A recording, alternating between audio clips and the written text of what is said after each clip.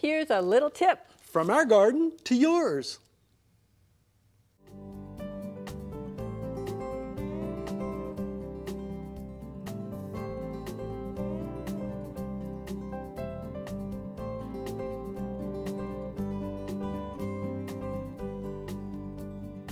It's always a dilemma for me to decide if I should plant annuals or perennials.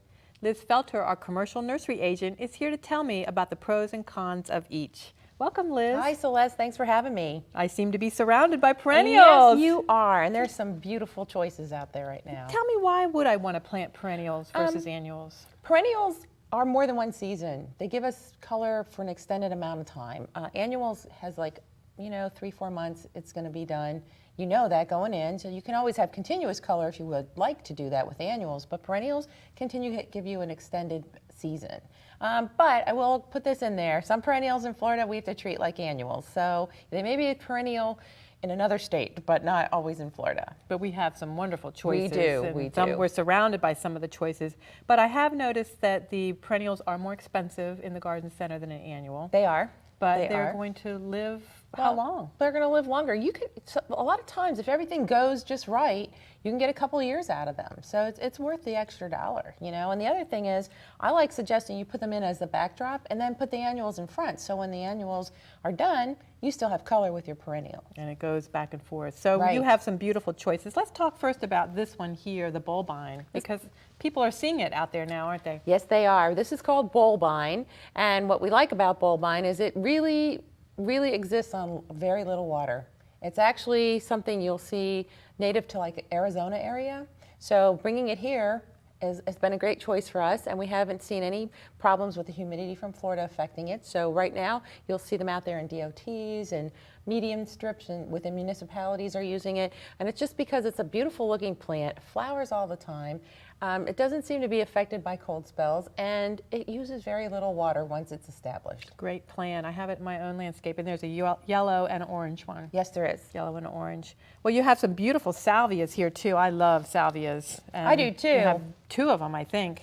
We sure do. This one is, this is the perennial style salvia, and this one is called Sally Fun. Sally Fun. How cute is that name? And what we like about this plant is it's tall, it gives you lots of blooms, and bumblebees and alternative pollinators love it. I have them at my home, and I have yellow lantana in front of it, so it's this beautiful blue and yellow coloring, and it's always full of bumblebees, and butterflies are out there. It's just a beautiful plant, and you have extra benefits with the pollinators and the butterflies around, so it's really beautiful. A lot of these perennials do bloom fairly consistently. Yes, like they some do. will have one bloom a year, and No, this one or a gives blooming you period. long range.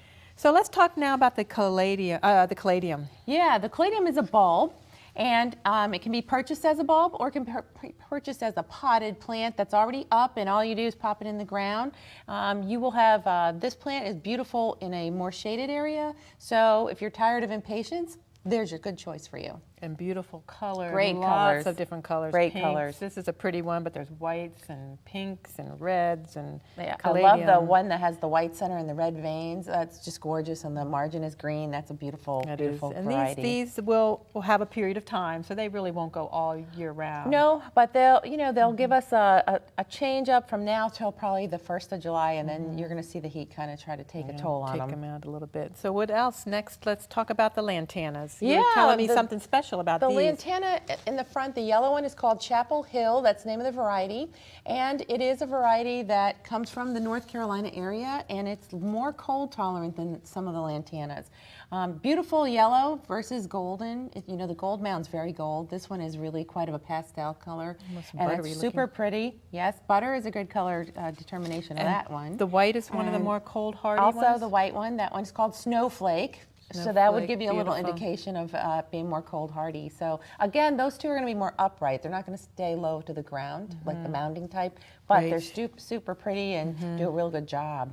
And then we have to talk about porterweed. We do. Porterweed. Pretty, lots of people like blue, and it's hard to get blue colored flowers in your yard, but porterweed and the salvias we talk about today are that shade of blue that's just beautiful. What's nice about porterweed, it's a continual nectar source for butterflies. They start flowering at the bottom of the spike, and then every day a flower will open all the way up on the spike. So as one expires, one opens.